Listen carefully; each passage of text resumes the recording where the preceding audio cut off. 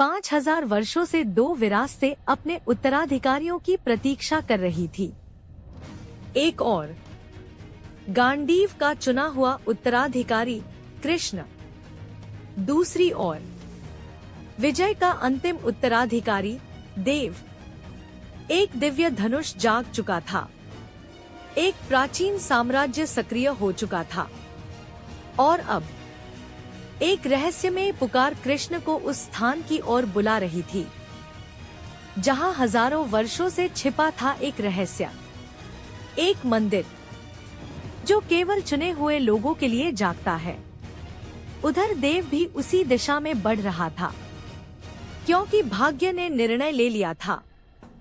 दोनों रास्ते अलग थे, लेकिन मंजिल एक ही, और वहीं से शुरू होती है। गांडीव एपिसोड 3। कृष्ण की आंखें खुल चुकी थी, लेकिन वह आवाज अब भी उसका पीछा नहीं छोड़ रही थी। हर रात, हर सपने में उसे एक ही स्थान दिखाई देता, एक प्राचीन मंदिर, एक भूला हुआ रहस्य और एक पुकार जो सीधे उसकी आत्मा तक पहुंचती थी। आओ, समय आ गया है। कृष्ण ने खोज शुरू की। पुरानी किताबें, प्राचीन नक्शे, भूले हुए अभिलेख, लेकिन जिस स्थान को वह ढूंढ रहा था वह किसी भी नक्शे में मौजूद नहीं था। फिर भी उसे ऐसा लग रहा था मानो वह उसे पहले से जानता हो। लेकिन कृष्ण अकेला नहीं था।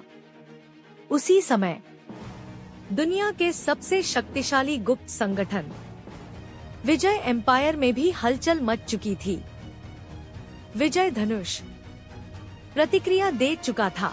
ऑफिसर, सिग्नल सक्रिय हो गया है। देव अंततः, और फिर दोनों निकल पड़े, एक अपने भाग्य की ओर, दूसरा अपनी विरासत की ओर। रास्ते अलग थे, लेकिन मंजिल एक ही थी। घने जंगलों के बीच, समय से भी पुराना एक मंदिर खड़ा था, हजारों वर्षों से छिपा हुआ। इतिहास ने उसे भुला दिया था, लेकिन वह अभी भी प्रतीक्षा कर रहा था अपने उत्तराधिकारी की। और फिर वे दोनों पहुंच गए। एक और अर्जुन का वंशज, दूसरी ओर कर्ण का वंशज। 5000 वर्षों की दूरी अब कुछ ही कदमों में सिमट चुकी थी। जैसे ही दोनों मंदिर के सामने पहुंचे, धरती कांप उठी। प्राचीन प्रतीक चमकने लगे, हवा बदल गई, मानो मंदिर उन्हें पहचान चुका हो। आकाश अंधकारमय हो गया, बिजलियां गरजने लगी, हवाएं चीखने लगी। प्रकृति स्वयं किसी प्राचीन शक्ति के जागरण की घोषणा कर रही थी। और फिर वह क्षण आ गया। मंदिर खुला, प्रकाश फूटा, और हजारों वर्षों की नींद से एक दिव्य अस्त्र जाग उठा। गांडीव, देवताओं का धनुष, धर्म का रक्षक, अर्जुन की विरासत। गांडीव ने अपने उत्तराधिकारी को पहचान लिया। नीली दिव्य ऊर्जा कृष्ण को अपने भीतर समेटने लगी।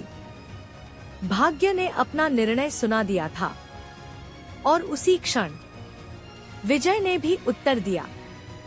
देव के हाथों में पकड़ा हुआ धनुष सूर्य की तरह चमक उठा।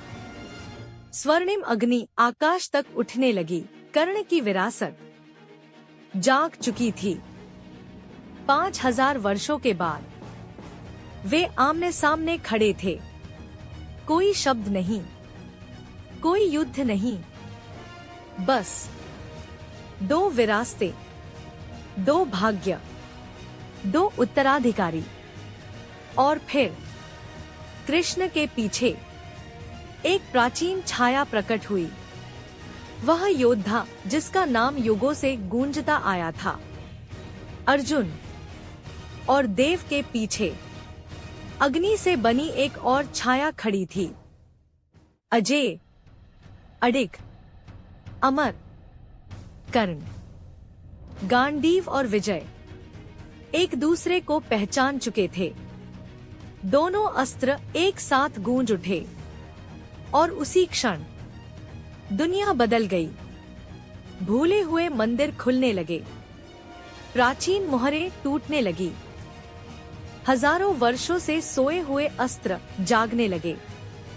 यह युद्ध की शुरुआत नहीं थी, यह एक युग की वापसी थी। अर्जुन की विरासत, कर्ण की विरासत, गांडीव, विजय और दुनिया भर में जागते हुए अस्त्र, सब कुछ इसी क्षण से शुरू हुआ। अस्त्र युग प्रारंभ हो चुका है। क्या कृष्ण गांडीव की शक्ति को नियंत्रित कर पाएगा? क्या देव विजय एम्पायर की योजना पूरी करेगा? और आखिर अस्त्र युग दुनिया को बचाएगा या नष्ट कर देगा? जानने के लिए जुड़े रहिए। गांडीव एक्ट 2 कमिंग सून।